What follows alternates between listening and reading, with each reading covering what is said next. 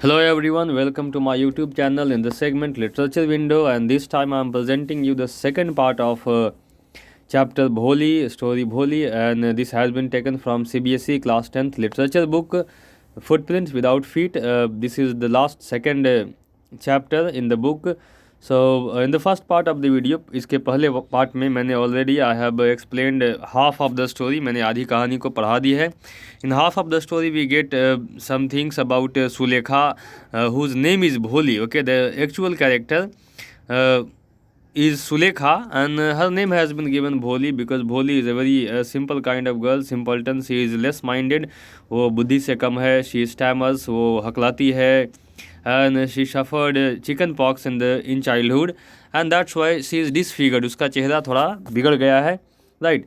And because of all this thing only people tease her, लोग उसको चिढ़ाते हैं, right. And in the house even nobody treats properly, कोई भी उससे अच्छे से ट्रीटमेंट नहीं करता है, right.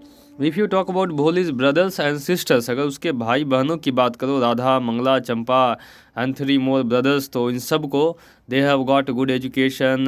And Radha, Mangala and Champa they didn't get education. इन लोगों को पढ़ाई तो नहीं मिली, but they got all kind of enjoyment. Okay, right. They were given food, they were given dresses, ये सारी चीज़ें दी गई थी, right. Reason behind this was there that Bholi's father was a नंबरदार.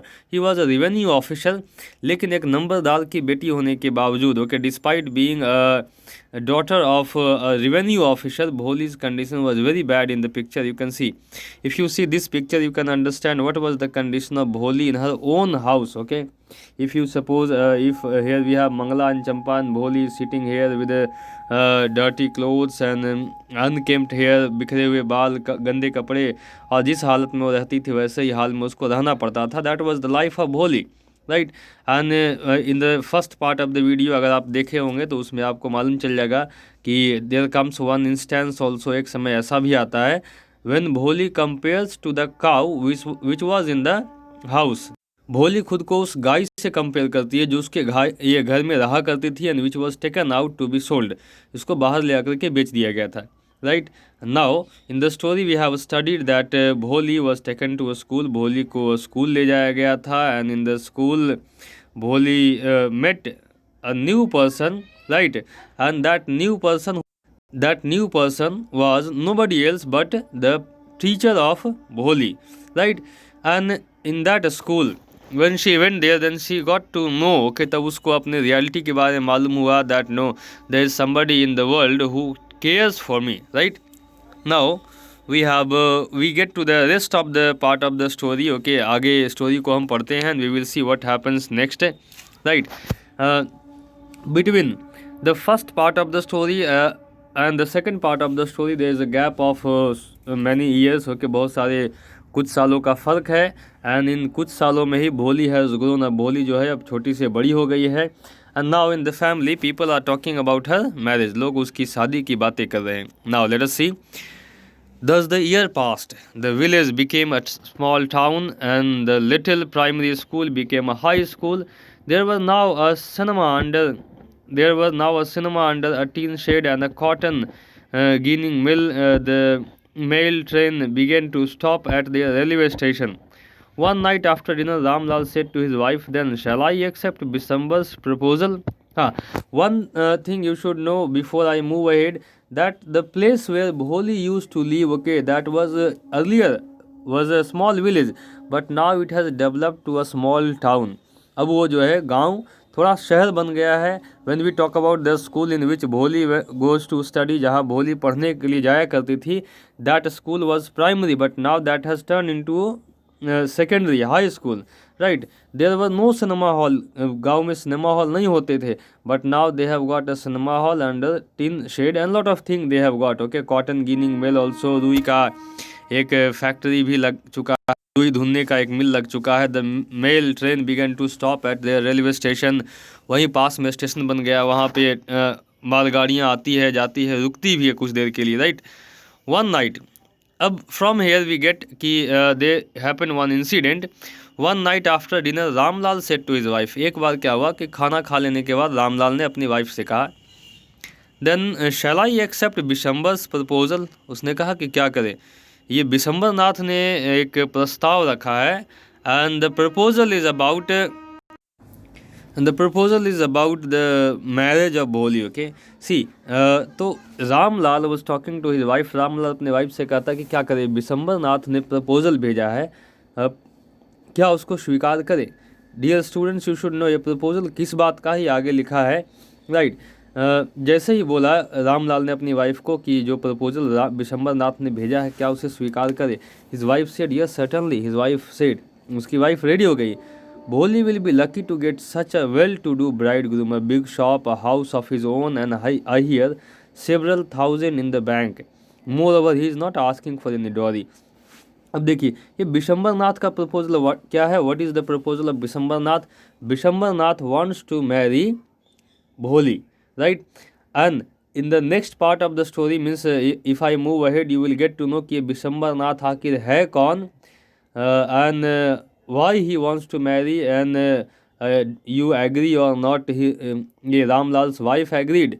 रामलाल और उसकी वाइफ तो एग्री हो गई है, लेकिन आप those who are listening the story, those who have read the chapter, you agree और not, you should use your own sense. आप अपना सेंस लगा कर देख सकते हैं.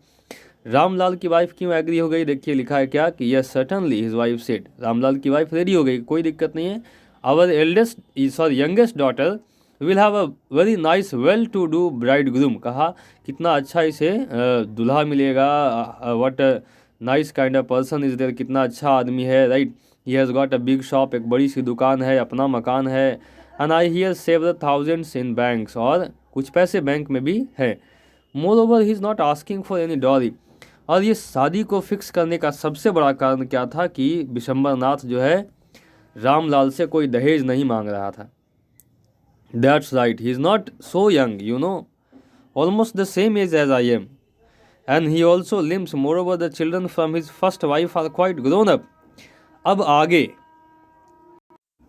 that's right, but he is not so young, you know, almost the same age as I am, and he also limbs. Moreover, the children from his first wife are quite grown up.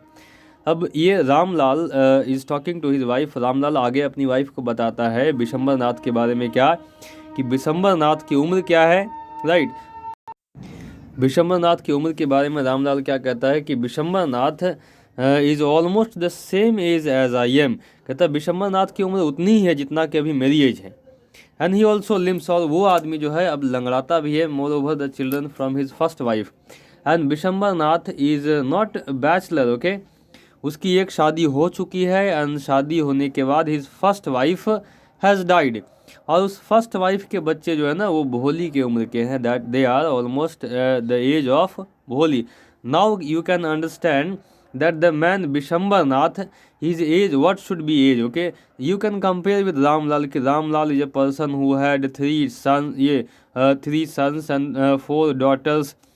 Ramlal, he got his 3 sons married. Okay, इसके 3 बेटों को शादी कर लिया.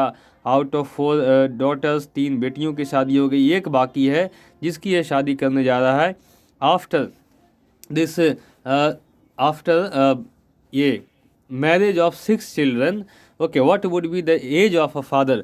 एक पिता की as क्या हो सकती है आप सोच सकते हैं, और उसी के अनुसार you can imagine the age of Bishamber Nath. Bishambar Nath की उम्र भी उसी के आसपास रही होगी, राइट. एंड वो बिशंबर नाथ जो है एक पैर से लंगड़ाता भी है. He is already married. Okay, his first wife died. उसकी पहली वाइफ नहीं रही दुनिया में, but still the person desires to marry. लेकिन आदमी शादी करने के लिए तैयार है, वो भी किससे, तो the youngest daughter of Ramlal is offered to him. उसने offer, Ramlal is ready means he is offering, right. Bishambar Nath has given proposal. उसने प्रपोजल दिया है लेकिन रामलाल रेडी हो गया है. That is also disgusting kind of thing, right. So what does it matter. अब उसकी वाइफ जो है व्हेन रामलाल ऑब्जेक्ट्स कि he is at same age as I am, वो मेरे ही उम्र का है, तो उसकी वाइफ कहती है क्या दिक्कत है, 45 और 50 यही होगा ना. It is not too no great age for a man. कहता यही 45 होगा या 50 होगा, इसकी ये कौन सा बड़ा उम्र हो गया, आदमी बूढ़ा नहीं हो गया. We are lucky that he is from another village and does not know about her pock marks and her lack of sense. His wife, Ramlal wife is telling कि अरे हम लोग भाग्यवान हुए, हम लोग वी आर लकी वंस, हम लोग बहुत ही किस्मत वाले हुए कि एक तो बिशंबर नाथ दूसरे गांव का है, उसको ये नहीं मालूम है कि भोली के चेहरे पे चिकन पॉक्स का चेचक के दाग हैं और ये बुद्धि से कम है, ये बात तो उसको मालूम है नहीं। If we don't accept this proposal she may remain unmarried all her life. और अगर हम इसको ठुकरा देते हैं, मना कर देते हैं, तो उससे शादी करेगा कौन ज़िंदगी भर, राइट। ये बात कह करके दैट रामलाल्स वाइफ, वो रामलाल को एग्री करवा लेता है कि okay go and fix it because we may not find somebody like Bishambernath, हमें बिशंबरनाथ के जैसा शायद कोई ना मिले, right. Yes but I wonder what Bholi will से।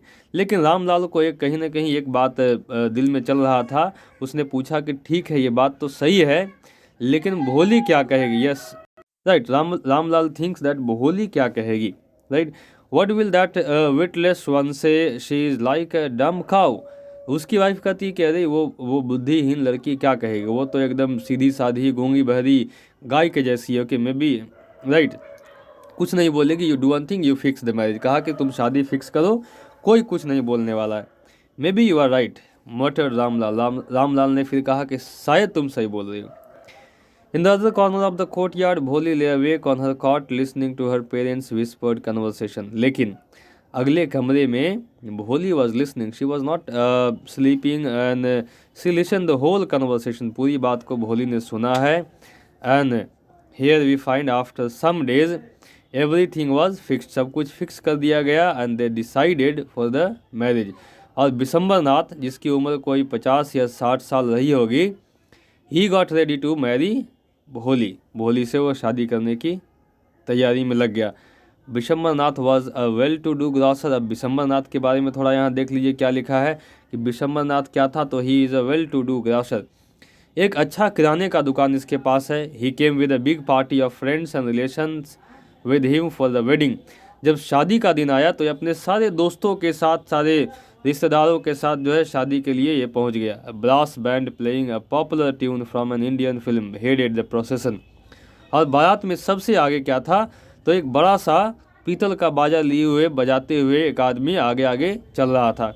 With the bride groom riding a decorated horse. Okay, और दूल्हा कहाँ बैठा हुआ था, मिस बिशंबरनाथ कहाँ, तो एक सजे सजाए घोड़े पर बैठा हुआ था। Ramlal was overjoyed to see such pomp and splendour. अब रामलाल ने जैसे ही देखा इस प्रकार की सजावट को, इतने अच्छे बारात को, तो ही वॉज सरप्राइज। कहा कि जस्ट थिंक कि मेरी सारी बेटियों में से किसी का ऐसा किस्मत नहीं हुआ, यहाँ तक कि बेटों की ऐसा किस्मत नहीं हुआ कि मैं इतना अच्छा इंतजाम कर पाता। लेकिन माई यंगेस्ट डॉटर, जिसको मैंने कभी ज़िंदगी भर तरजीह नहीं दी, जिसको मैंने कभी अच्छे कपड़े नहीं दिए, she has got that kind of fate, उसकी ये किस्मत इतनी अच्छी हुई। Dreamed that his fourth daughter would have such a grand wedding. Ramlal को कभी ये उम्मीद नहीं था कि उसकी सबसे छोटी बेटी की शादी कुछ इस तरह से होगी। Bholi's elder sisters who had come for the occasion were envious of her luck. यहाँ तक कि भोली की जो बड़ी बहनें थी, राधा, चंपा और मंगला, इन लोगों को भी जलन हो रहा था कि बताओ माई फादर ब्राउट नथिंग। जब हमारी शादी थी तो हमारे पिता ने हमारे लिए कोई इंतजाम नहीं किया, जैसे चाहा वैसे किसी न किसी घर में शादी करके चला दिया। लेकिन इसके लिए देखो, the youngest one, she has got all kind of pomp and splendour. इसके लिए इसके बारात में बाजे बज रहे हैं, दूल्हा जो है घोड़े पे बैठा हुआ है। Lot of thing they saw and they were jealous. इन सबको जलन हो रहा था। लेकिन इन लोगों ने ये नहीं देखा था कि Bishambernath was a lame person of 55 age. एक 55 साल के आदमी की शादी कोई ये 15 या 16 साल वाले से की जा रही थी। When the auspicious moment came, the priest said, "Bring the bride." अब वो शादी का समय आ गया और पंडित जी ने कहा कि दुल्हन को लेकर आइए। Bholi clad in a red silken bridal dress, और भोली लाल ये जोड़े में was led to the bride's place near the sacred fire. लाल जोड़े में उसको जो है हवन कुंड के पास लाया गया, जो शादी का मंडप होता है वहाँ लाया गया। गार्लैंड द ब्राइड, और जैसे ही वो उसे ला करके खड़ा किया गया मंडप में, तो पंडित जी ने कहा कि दुल्हन के गले में माला डालिए। One of his friend prompted Bishambernath, मतलब ये बिशंबरनाथ के एक दोस्त ने कह दिया दुल्हन के गले में माला डालो। The bride groom lifted the garland of yellow marigolds, और दूल्हा जो बिशंबरनाथ था उसने माला उठाया a woman slipped back the silken well from the brides face. तभी जैसे उसने माला डालने के लिए माला ऊपर उठाया, एक लेडी ने जो है वो भोली के चेहरे पर से जो घूंघट लगा हुआ था उसको खींच दिया, right. Bishambar took a quick glance, और बिशंबर ने अचानक से भोली का चेहरा देख लिया। The garland remain poised in his hand. अब जो माला वो भोली के गले में डालने वाला था, that stopped then and there, वो वहीं का वहीं रुक गया। The bride slowly pulled down the veil over her face. Bholi ने तो धीरे धीरे अपना घूंघट खींच लिया, राइट, लेकिन बिशंबरनाथ ने जो देखा था उस पर वो आश्चर्यचकित रह गया। He was quite surprised. Have you seen her, said Bishambernath to the friend next to him. अपने दोस्त को कहा कि तुमने इसको देखा। She has pox marks on her face. कहा इसके तो चेहरे पे चेचक के दाग है। So what, you are not young either. उसके दोस्त ने जैसे ये बात सुना कि इसके चेहरे पे चेचक के दाग है, उसने भी एक उल्टा कमेंट दाग दिया कि तुम कौन से बड़े जवान हो। Maybe, but if I am to marry her, अब बिशंबरनाथ आगे बोल रहा है कि ये चलो ठीक है हम जवान नहीं है, I am not so young, okay, right, but she is having chicken pox marks, right. कहा कि चलो शादी होगी, if I am to marry her, अगर मैं शादी करूँगा, her father must give me 5000 rupees. कहा कि अब शादी तभी होगी जब रामलाल मुझे 5000 रुपये दहेज में देगा, तब होगी, और अगर नहीं देगा तो I am not going to marry, right. Ramlal went and placed his turban. अब रामलाल के लिए एक बहुत विकट समस्या खड़ी हो गई। क्या? तो अब ये सब कुछ दरवाजे पे खड़ा आदमी जो है ऐसे मौके पे 5000 रुपये कहाँ से इंतजाम करे। Ramlal went and placed his turban. Ramlal ने क्या किया, कुछ नहीं समझने पे उसने अपनी पगड़ी उतारी और बिशंबरनाथ के पैरों में रख दिया। His honour at Bishamber's feet.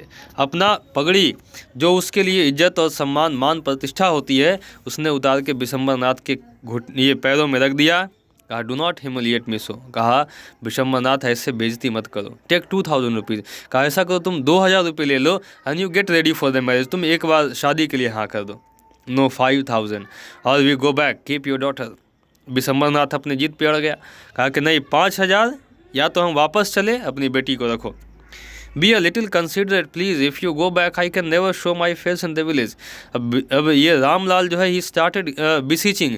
ये आदमी जो है गिड़गिड़ाने लगा, कहता है कि नहीं ऐसा नहीं करो, ठीक है, अगर तुम वापस चल जाओगे मैं मुंह दिखाने के लायक नहीं रहूँगा पूरे गाँव में। Then out with 5000। तो बिशंबरनाथ ने फिर कहा तब ठीक है 5000 निकालो।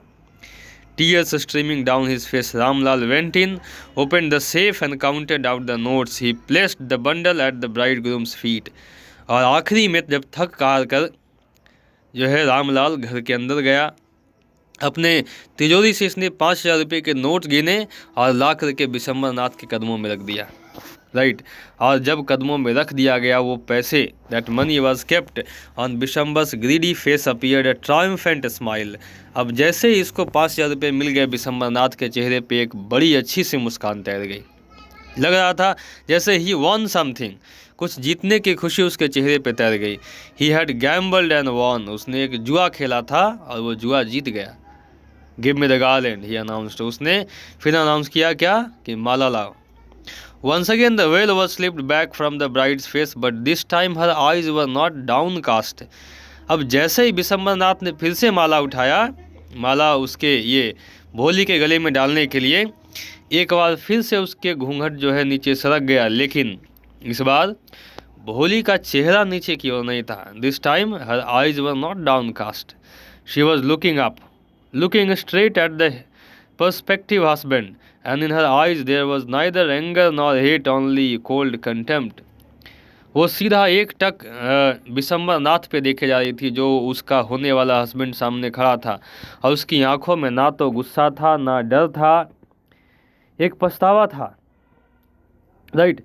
Bishambar raise the garland to place it round the bride's neck. Bishambar ने जैसे ही माला उठाया उसके गले में डालने के लिए, but before he could do so, और जैसे ही वो तब तक वो माला डालता, Bholi's hand struck out like a struck of lightning and the garland was flung into fire. Bholi ने अपना हाथ एक झटके से उठाया, माला छीना और उसको आग में डाल दिया। वो वही आग जो वहाँ पे हवन कुंड में जल रहा था मंडप में, उस आग में डाला। She got up and through away the well. वो भोली अब तक जो बैठी हुई थी वो एक झटके में उठ के खड़ी हो गई। उसने अपना घूंघट जो है उतार के फेंक दिया। एंड शी शाउटेड, पिताजी, said Bholi in a clear, loud voice. And her father, mother, sister, brothers, relations, and neighbors were startled to hear her speak without even the slightest stammer. जैसे ही उसने भोली ने एक बार चिल्लाना शुरू किया, एक ही सांस में, she shouted in one breath, पिताजी, take back your money, I am not going to marry this man. वो पूरे एक टोन में पूरा चिल्ला गई कि पिताजी पैसे वापस ले लीजिए, मैं इस आदमी से शादी नहीं करने वाली। इतना सुनते ही लिखा क्या है कि उसके father, mother, sisters, brothers, relations, neighbours, जितने लोग वहाँ खड़े थे सब के सब दंग रह गए कि ये वही भोली है। Right, they all got surprised कि व्हाट द हेल हैपनिंग, ये हुआ क्या है। रामलाल वॉज थंडरस्ट्रक, रामलाल को लगा जैसे बिजली का झटका लगा है। The guest began to whisper, जितने गेस्ट आए थे सब के सब जो है आपस में खुशर फुसर करने लगे। सो शेमलेस, सो अगली एंड सो शेमलेस, कहा ऐसी बेशर्म, एक तो चेहरा नहीं ऊपर से देखो बेशर्मी कैसी। Bholi, are you crazy, shouted Ramlal. Ramlal situation को संभालने के लिए एक बार चिल्लाया भी कि तुम पागल हो गई हो।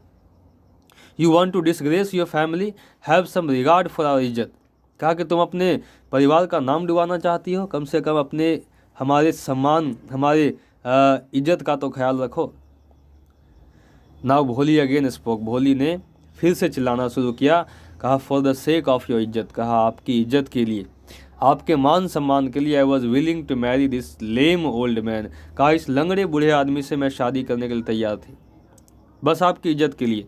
But I will not have such a mean, लेकिन अब नहीं, अब इस नीच, greedy and contemptible coward as my husband, कहा अब नहीं, ठीक है, इस डरपोक से, इस लालची से और इस नीच आदमी से मैं शादी करूं, ये कभी नहीं हो सकता। I want, I want, I want, उसने ये 3 बार कह के मना कर दिया कि मैं इससे किसी हाल में शादी नहीं कर सकती।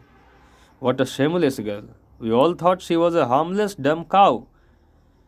वहीं पे खड़ी एक लेडी ने एक कमेंट कर दिया, ऐसे गांव में अक्सर होता है। शी मेड अ कमेंट, उसने जो है एक कमेंट कर दिया। कमेंट किस बात का, तो शी सेड कि ये देखो कितनी बेशर्म लड़की है, हम तो सोचे कि ये चुपचाप रहने वाली सीधी साधी गाय है।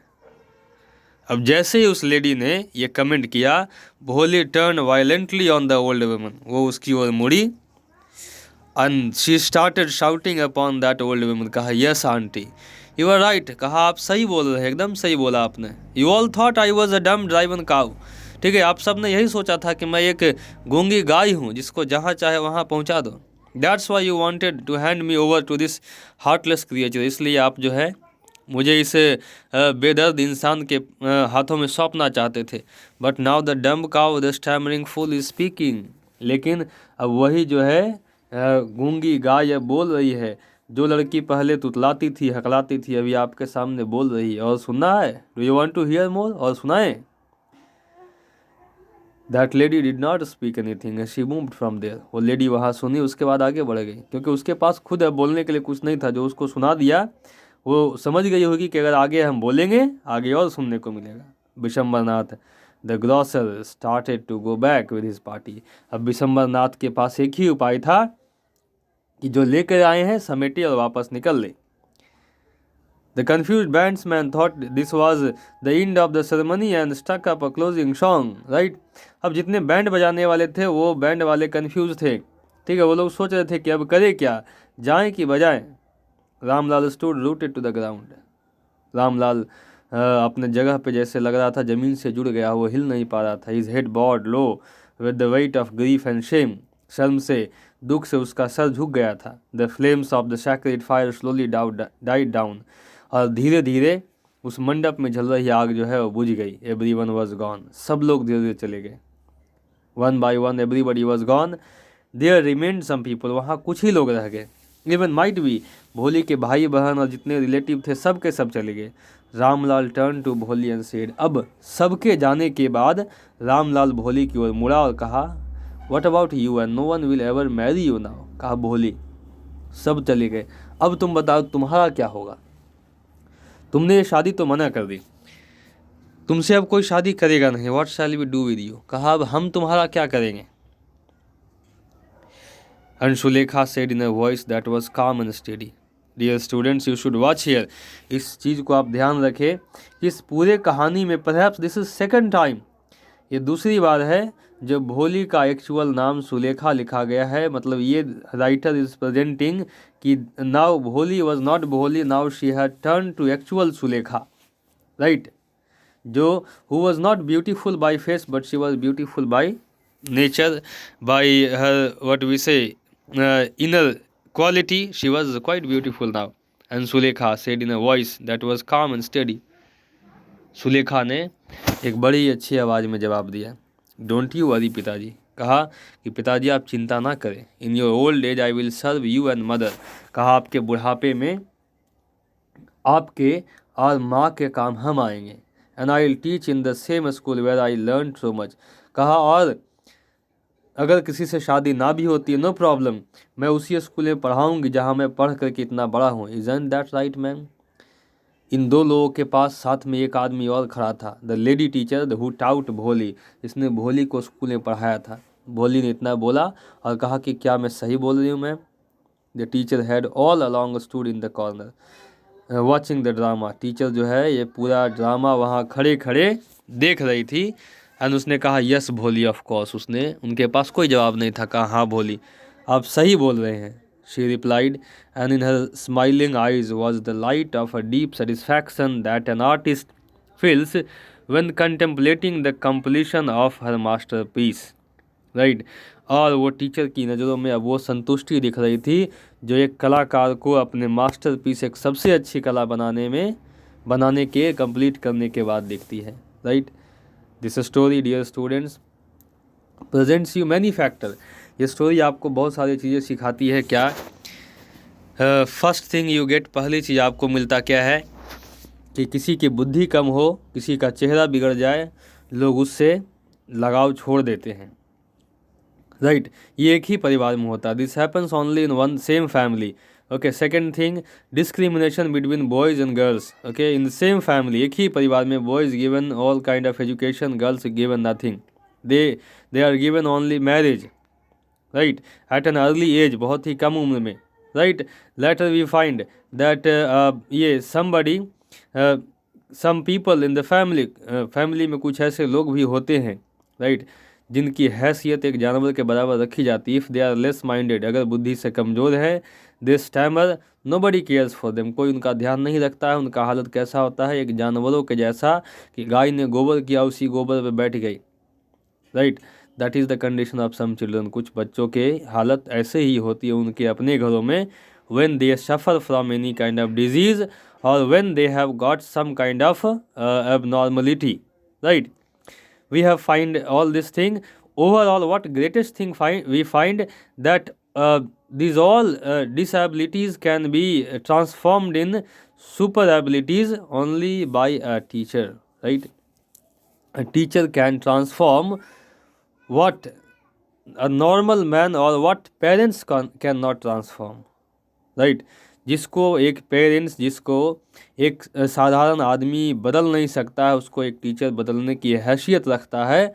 That you see in this chapter. इस चैप्टर में आपको वो चीज़ बहुत अच्छे से दिखाया गया है. Hope you have like the ये chapter, the story by K.A. Abbas, who has presented a real scene of our society, mingling the story with child marriage, discrimination between boys and girls, ये transformation of normal girl into confident and fearless girl. Right. Now if you have to write question and answer, I hope you will be able to do it easily. This was the story Bholi. Now you cannot call it Bholi. The actual name of the girl is Sulekha, and the story starts from Bholi and it ends with Sulekha. Bholi has turned into Sulekha because of her teacher. Right. That's all for this video. In the next video I will be uploading the next chapter of the story. Till that, I give thanks to all the people who have watched it. See you next time. Thank you.